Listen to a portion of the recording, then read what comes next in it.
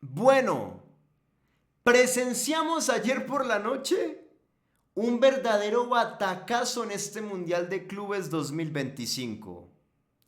Porque el Botafogo de Renato Paiva derrotó 1-0 con gol de Igor Jesús en el primer tiempo al flamante PSG de Luis Enrique y de nuestro querido William Pacho.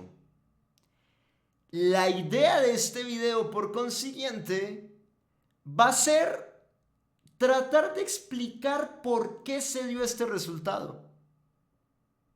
Voy a desarrollar mi tradicional análisis cronológico y la idea es poco a poco ir encontrando algunas verdades que nos lleven a comprender mejor este partido. Y me gustaría también que ustedes me ayudaran en ese proceso. Me gustaría que ustedes pudieran ir a la sección de comentarios del video y también me dejaran saber sus distintas opiniones al respecto. Que me dijeran qué vieron en este partido, que me dijeran por qué creen que este partido se acabó desarrollando de la manera en la cual se desarrolló. Con el equipo brasilero yéndose victorioso. Creo yo que de esa forma, con este trabajo colectivo, juntando lo que ustedes digan y lo que yo diga, vamos a poder de pronto acercarnos a una verdad establecida. Así que gracias por eso y de mi lado comienzo de una vez.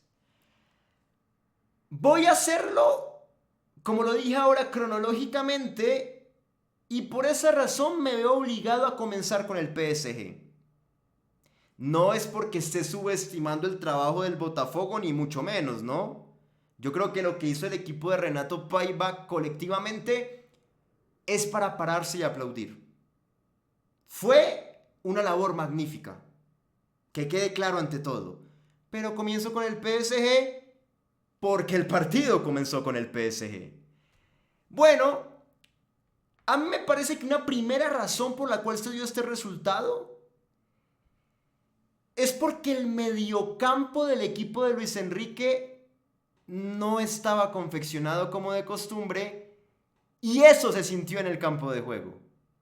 Sí, el PSG tiene una gran plantilla, es imposible no reconocerlo, juntando a titulares con suplentes, nadie duda de ello, pero muchachos, no es lo mismo un tribote en el mediocampo confeccionado por Vitinha como 5 en el eje y dos interiores que son más de pase y distribución, como es el caso normalmente de Joao Neves y Fabián Ruiz, a un mediocampo, un tribote en el mediocampo compuesto por el mismo Vitinha, pero en esta oportunidad acompañado de Zaire Emery y de Mayulu, que son dos muy buenos jugadores, que no se malinterprete, pero haciendo las veces de interiores, son más interiores de conducción de pelota y gambeta. No son del mismo corte que Joao Neves y Fabián Ruiz. Y para mí desde ahí ya el partido del PSG lo encara distinto. Miren que el equipo francés cuando comienza el encuentro futbolístico tiene una ráfaga inicial de 3 llegadas seguidas. Una al minuto 2 partiendo de William Pacho, haciendo una buena salida de juego con Beraldo, o sea, del segundo central al primero. Beraldo abre para el lateral por derecha que es Hakimi y Hakimi automáticamente manda el cambio de orientación para el extremo del otro lado que es Bicha, Kvaratskhelia. Y Bicha toma la pelota y hace lo que al más le gusta hacer, encarar de afuera hacia adentro para quedar con la derecha y rematar. En esa primera jugada remata y ataja John. Uno de los dos remates al arco que tuvo el PSG en 90 minutos. Para lo que nos tiene acostumbrado este equipo francés, dos remates en 90 minutos es muy poquito. Bueno, este fue el primero de ellos. Calculen ustedes. El segundo se dio en el segundo tiempo. La segunda jugada de esta ráfaga de 3 fue exactamente igual. a la que acabo de describir, a la primera. Fue una jugada en la cual nuevamente Pacho se la da a Beraldo. Nuevamente Beraldo abre por derecha, aunque en esta oportunidad fue para Vitinha y no directamente para Hakimi. Pero Vitinha igual se la termina dando a Hakimi después. Y a Kraft, Hakimi de nuevo manda un cambio de orientación para Kvaratskhelia. Es decir, que fue una confección exactamente igual, repito, a la de la jugada anterior. Y Kvaratskhelia esta vez no engancha hacia adentro, sino que rompe por fuera y mete un remate cruzado de zurda que se va por un lado. No representó un tiro al arco, pero de cualquier manera fue una jugada de riesgo. La tercera fue una conducción de Bicha por izquierda de nuevo, en donde da un pase adentro para Doué y Desiré Doué dispara de media distancia pero se va lejos.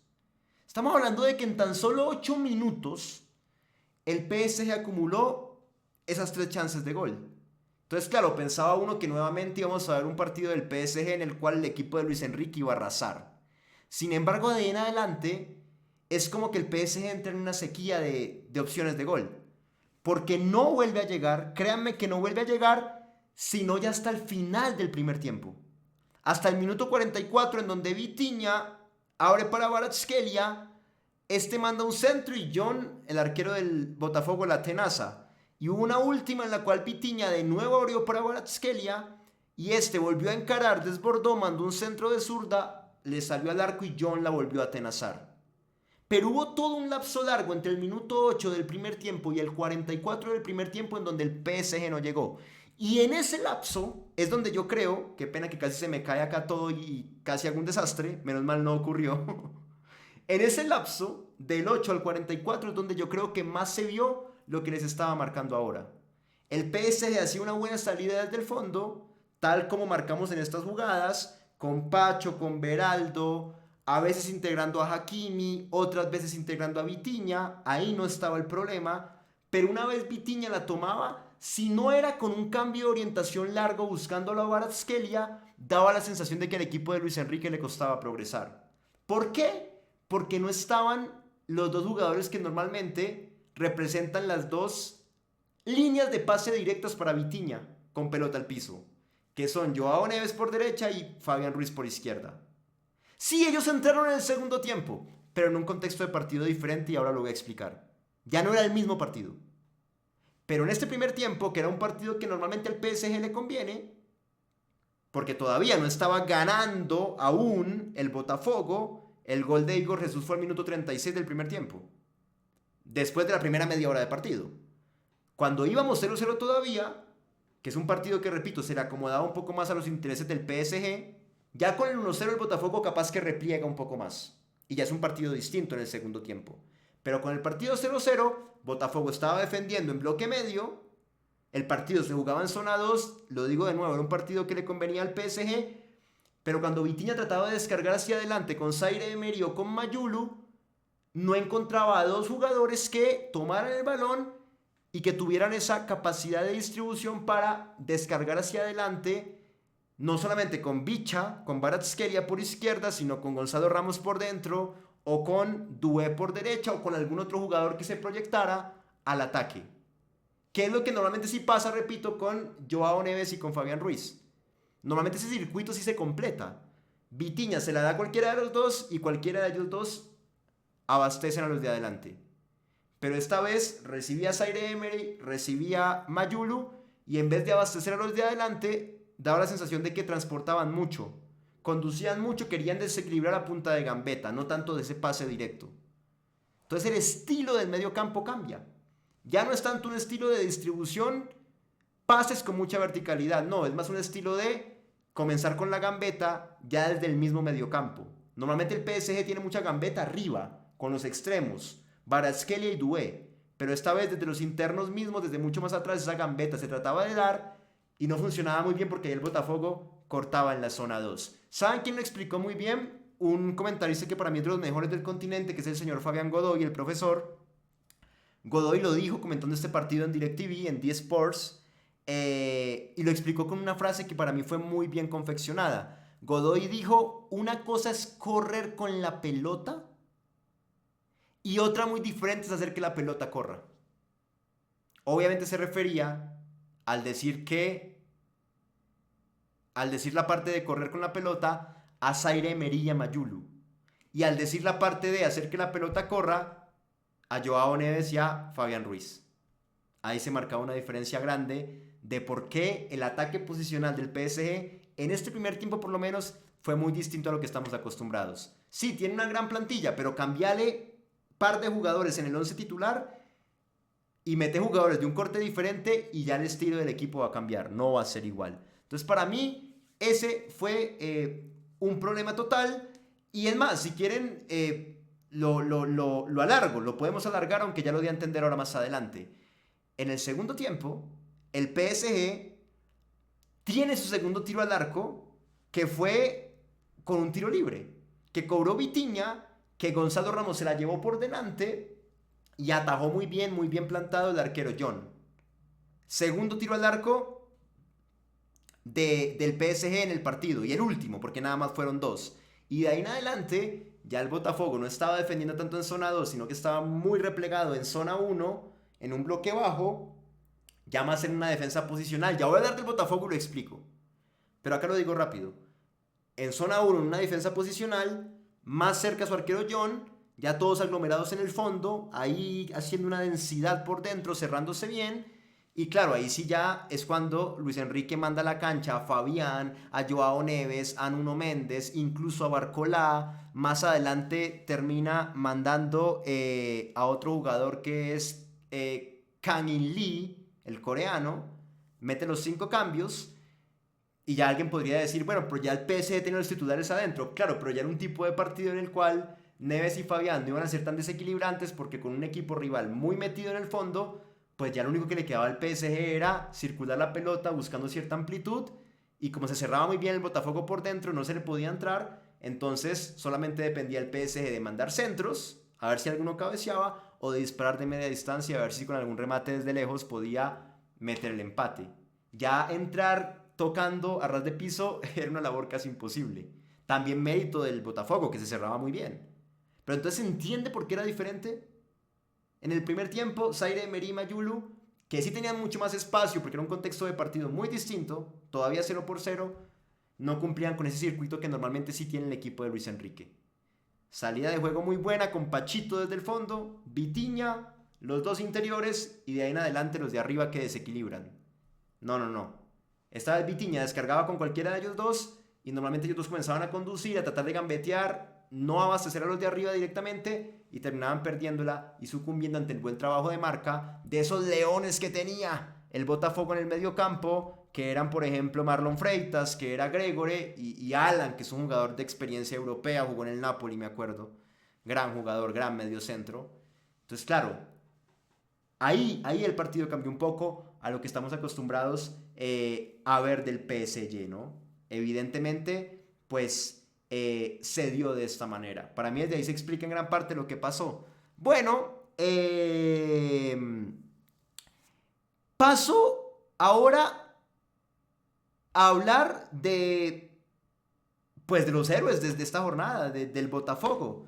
Claro que sí que lo merecen. Quería ver si de pronto me faltó algo del equipo francés, algo por mencionar por acá. Pero creo que no.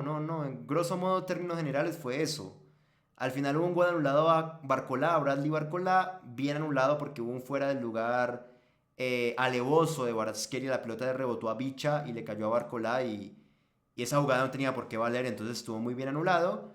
Y al final un tiro libre de Bicha que pasó cerca de Kvaratskhelia y por ahí un centro de Nuno que fue al arco y un disparo de Vitinha que se fue cerca por arriba. Sí, realmente no encontró como el PSG a abrir ya ese bloque defensivo denso del Botafogo en el segundo tiempo. Paso. No, lo último que iba a decir, ya, lo tenía en mente. Yo sabía que algo se me estaba olvidando.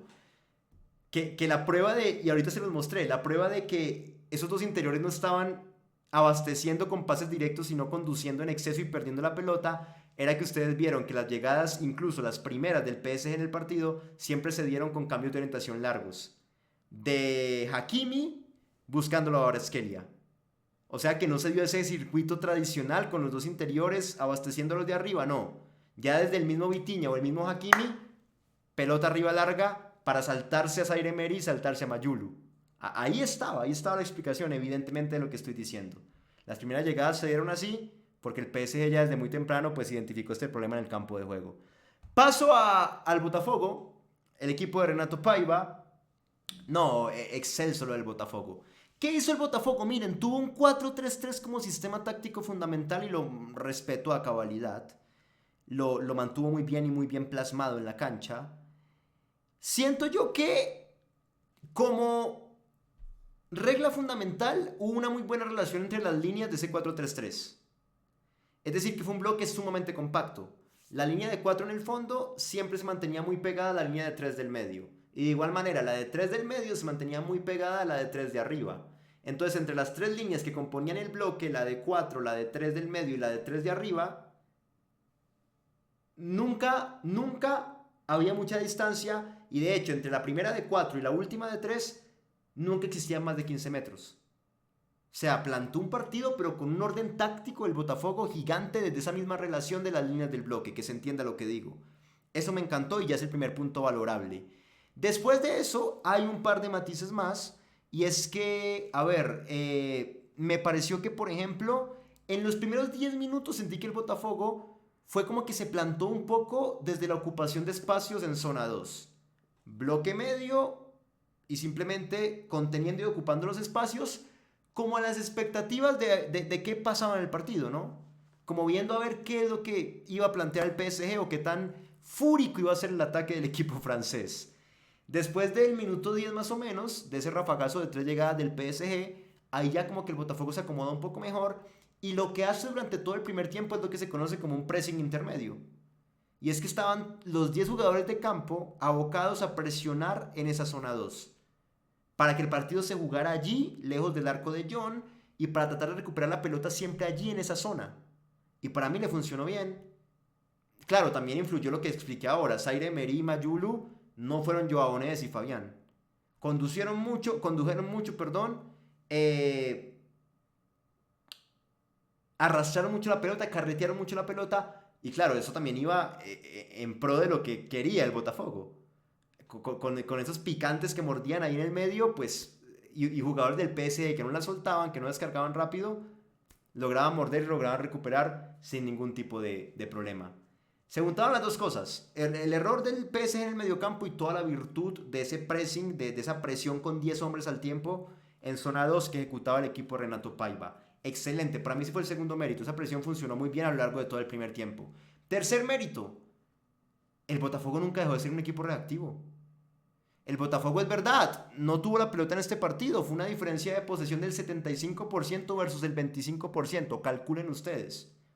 Estamos hablando de que hubo una tenencia alevosa a favor del equipo de Luis Enrique en este encuentro futbolístico. Sin embargo, el Botafogo igual, cada vez que mordía en zona 2, con ese pressing y lograba recuperar, se encargaba de emprender transiciones ofensivas muy punzantes, muy directas, con las cuales llegaba a crear peligro contra el arco de Donnarumma. Y eso se valora un montón, porque hay equipos que de pronto plantean ciertos partidos priorizando su faceta defensiva, pero se olvidan por completo de atacar. Entonces, por ende, le apuestan a que saquen el cero en arco propio y ya, hasta ahí. No tienen chance alguna de hacer un gol, si no es de pronto por un milagro o un penal por ahí o un córner o un tiro libre. No fue el caso del Botafogo. El Botafogo es verdad, plantó un partido priorizando el orden defensivo, priorizando mantener el cero en el arco propio, en el arco defendido por John, pero al mismo tiempo hay que reconocer que cada vez que recuperó, encontró la forma de descargar rápidamente, de ejecutar ciertos pases progresivos y de tener mucha verticalidad para llegar a rematar contra el arco del PSG. Para ello fueron claves ciertos jugadores, por ejemplo el caso de Arthur, que para mí fue el mejor del Botafogo en el partido, que jugaba como extremo por derecha y en cada una de esas transiciones ofensivas, cuando tomaba la pelota se convertía en un zurdo gambeteador que iba al frente sin ningún tipo de miedo. El primer remate del Botafogo de hecho fue de él, con una jugada en la cual disparó de media distancia y controló Donnarumma al minuto 7 del primer tiempo. Al 27 nuevamente la tomó él, recortó hacia adentro y mandó un centro para Igor Jesús, pero Beraldo cerró primero y la mandó al córner. O sea que Arthur fue el primer jugador en realmente tomar la batuta de esas acciones ofensivas del equipo de Renato Paiva. Muy bien por él. Y bueno, complementó esta labor de Arthur Igor Jesús, por ejemplo, jugando de 9, que también es un 9 pues, que ya lo conocemos, ha sido selección brasileña incluso hasta hace muy poco tiempo. Creo que en ese partido contra Uruguay de las eliminatorias él fue el 9 titular de Brasil, si no me falla la memoria, y ese fue un partido que pues no se dio hace mucho, ¿no? Se dio como en el mes de marzo, si mal no estoy, del 2025. Entonces calculen ustedes, él es un jugador muy bueno, un delantero de primera categoría. Y también Savarino, ¿no? Jefferson, el venezolano, que era el extremo por el otro lado, y era otro jugador que se unía constantemente a esas transiciones ofensivas, y junto a Arthur e Igor Jesús creaban peligro en ese frente de ataque. Entonces para mí fue algo muy meritorio. Ya mencioné las dos de Arthur, al minuto 7 al 27 y al 36 llega la tercera del Botafogo donde llega el gol, que fue una jugada en la cual Arthur precisamente presionó en el medio, se la quitó a Mayulu, hablando de... En esta acción se resume perfectamente lo que estoy diciendo. Mayulu transportando en exceso, no soltando de rápido, como si hace Joao Neves o Fabián cuando juegan ahí de titulares, y del otro lado Arthur ejemplificando el buen pressing intermedio del Botafogo, en donde todos colaboraban para presionar en la media cancha. Entonces, claro, Mayulu transportaba mucho, presionó a Arthur, se la quitó, la pelota le cayó a Gregore, que se la dio rápido a Marlon Freitas, Marlon filtró entre líneas para Savarino, ahí ya agarraron al PSG mal parado, con el bloque adelantado, Savarino metió un pase entre los dos centrales del PSG, entre Pacho y Beraldo, para Igor Jesús, e Igor Jesús resolvió de maravilla, ¿no? Primero ganó ahí la posición entre los dos centrales del PSG, que no es cosa fácil. Después salió de ahí de ese sándwich que le estaban haciendo, con una especie de enganche hacia afuera, haciéndole un caño incluido a Pacho. Y bueno, después Pacho para mí igual lo cerró bien, pero pateó Igor Jesús, tuvo un poco de suerte también, porque la pelota se desvió en Pacho y se clavó en el segundo palo. De cualquier manera, más allá del factor de la suerte, este delantero brasileño lo hizo muy bien. Y bueno, el Botafogo en esta acción consolida el gol con el cual termina dando el batacazo. Tremendo, muy bien por el equipo de Renato Paiva. 3 en el primer tiempo y la tercera fue la vencida. Después, en el segundo tiempo, no fue que dejara de atacar en esas transiciones ofensivas, no lo siguió haciendo. Claro, ya de pronto su estilo de defensa fue diferente, lo expliqué ahora. Ya ganando en el segundo tiempo, quizás el pressing intermedio no se mantuvo tanto, sino que más bien fue replegando poco a poco a medida que avanzaban los minutos y ya al final terminó muy metido contra su arco, que es algo natural del partido, porque es imposible pretender que un equipo, el que sea en el mundo, no importa cuál, esté presionando todo el tiempo arriba, ¿no? Ya sea que sea una presión alta o una presión intermedia, presionar 90 minutos es imposible. Cualquier equipo que trate de intentarlo de esa manera se va a desgastar físicamente y no le va a alcanzar la gasolina. Entonces el Botafogo fue muy inteligente porque presionó en el primer tiempo, logró hacer un gol y ya en el segundo comenzó a contener. Ocupó más los espacios, plantó la muralla, plantó la barricada. Ustedes saben que presión y contención en el fútbol son conceptos antónimos.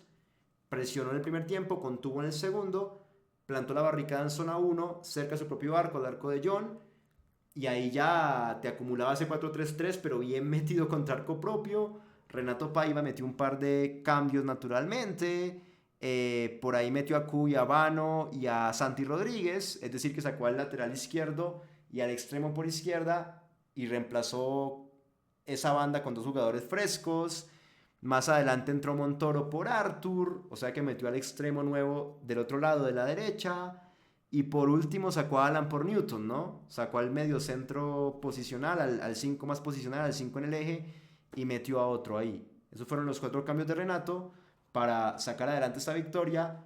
Y al último el Botafogo, replegado contra campo propio, contra área propia, pues ocupó bien los espacios, cerró bien por dentro y obligó al PSG a depender solamente de centros o de remates de media distancia. Y el PSG pues no pudo. Y de esa manera sacó una victoria con un plan, con una estrategia de juego magnífica. Y para complementar lo que les estaba diciendo ahora, no paró de atacar el Botafogo igual, cada vez que podía. Al 48 del segundo tiempo hubo una en la cual Savarino enfrentó para Alex Telles y Alex Telles remató y atajó a Donnarumma. Imagínense ustedes, ya ganando 1-0 y tuvo una acción más, ofensiva como para meter el segundo gol.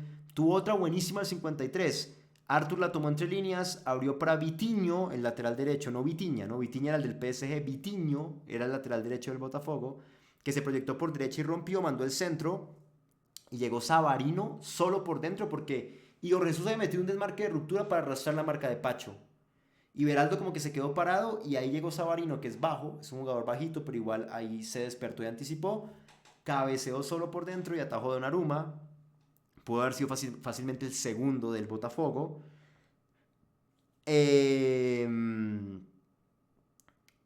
Y tenemos, a ver, al 67, una en la cual Marlon Freitas filtró para Gregore.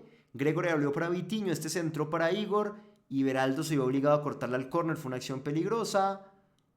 Y ya, creo que ahí ya finalizan. Esa fue la última ofensiva del Botafogo, pero igual en el segundo tiempo en conclusión tuvo como 3 o 4. En el primer tiempo tuvo 3, la tercera fue el gol. En el segundo tiempo tuvo 3 o 4. Y de hecho si miramos las estadísticas finales pasa algo un poco curioso. Y es que si bien la posesión fue escandalosamente a favor del PSG y los remates totales también porque tuvo 16, pues en cuanto a remates al arco el PSG nada más tuvo 2. Al arco de John. Mientras que con un 25% de posesión, que fue mucho menor al 75% del PSG, el Botafogo al final se fue con 4 remates totales y esos 4 estuvieron dirigidos al arco de Donnarumma. O sea, también una puntería muy buena del equipo brasilero. 4 totales, 4 al arco de Donnarumma. Efectividad del 100% en ese sentido. Todo lo que patearon iba entre los 3 paros del PSG. Muy bien, muy bien, muy bien. Eso fue, muchachos, grosso modo, la explicación de por qué pasó esto. Tengo por ahí de Pachito, pues que quedó un poco expuesto en el gol, recibió críticas por eso. Para mí, repito, igual el cierre final no lo hizo mal porque no se dejó ganar la posición, simplemente pues trató de tapar el remate y contó con mala suerte que el remate se desvió y se acabó metiendo. Pero para mí no hizo del todo mal el movimiento. De pronto en ese primer momento trató de relevarlo a Beraldo, que se había quedado un poco ante Igor Jesús. Pero después cuando Igor Jesús se enganchó hacia afuera, sí le hizo un caño, pero Pacho igual cerró bien. Lastimosamente tuvo mala suerte más adelante. Pero tengo por acá 3 acciones que quise destacar de William. Al 61 una contra peligrosa del Botafogo con Igor, que filtró el vacío para Savarino y Pacho llegó con su cuerpo, lo corrió a Savarino y mitigó el peligro porque le quitó la pelota. Un minuto más tarde, otra jugada en la cual Arthur mandó una pelota larga para Arthur, perdón. Arthur se sacó de encima a Nuno, que ya estaba en cancha. Quiso gambetear a Pacho y Pacho nuevamente le metió el cuerpo a Arthur, se lo sacó de encima y quitó la pelota y acabó con la transición ofensiva del Botafogo. Y una última al 65, que fue una jugada en la cual Arthur la tomó por derecha, todas de Arthur, ¿no? Impresionante. Enganchó hacia adentro, filtró al vacío para Igor Jesús. Igor iba a quedar mano a mano contra Donnarumma y llegó Pacho con un salvador en ese momento, cortó de nuevo la pelota con una especie de plancha y la rechazó para mitigar el peligro también. O sea, fueron 3 acciones de una ráfaga de 5 minutos en donde Pachito respondió muy bien en las 3. Y repito, como sé que en este partido lo estaban criticando mucho por el gol del Botafogo, pues yo elijo también destacar un par de acciones en las cuales considero que él lo hizo bien, como las 3 que acabo de mencionar. Bueno, eso fue grosso modo lo que ocurrió en el partido. Espero que les haya gustado el análisis. Suscríbanse por favor al canal de YouTube. Síganme en la cuenta de Facebook. Denle un like a este video. De igual manera, las personas que quieran y puedan hacerlo y tengan la capacidad para hacerlo, les agradecería si donan $1 para este canal. Ese dólar se puede donar o por Patreon o por YouTube.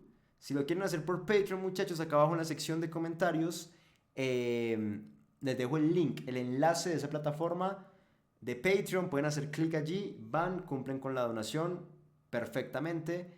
Si lo quieren hacer por YouTube, es acá abajo en YouTube a la derecha, donde hay una pequeña pestaña con el signo monetario. Hacen clic allí y también en cuestión de segundos pueden cumplir con dicha donación. Cualquiera de las 2 vías es más que válida, así que gracias por colaborarnos de esa manera. De verdad, de todo corazón, ustedes no saben cuánto nos ayuda eso. Y por último, síganme en TikTok, que aparezco como juancamilocastillo.tv. Estoy tratando de crecer en esta plataforma, así que les agradezco un montón si me ayudan siguiéndome por allá. Nos vemos en un próximo análisis del PSG en este Mundial de Clubes de nuestro querido William Pacho. Y bueno, vamos a seguir disfrutando de este interesante torneo internacional que nos está tocando cubrir. Hasta pronto.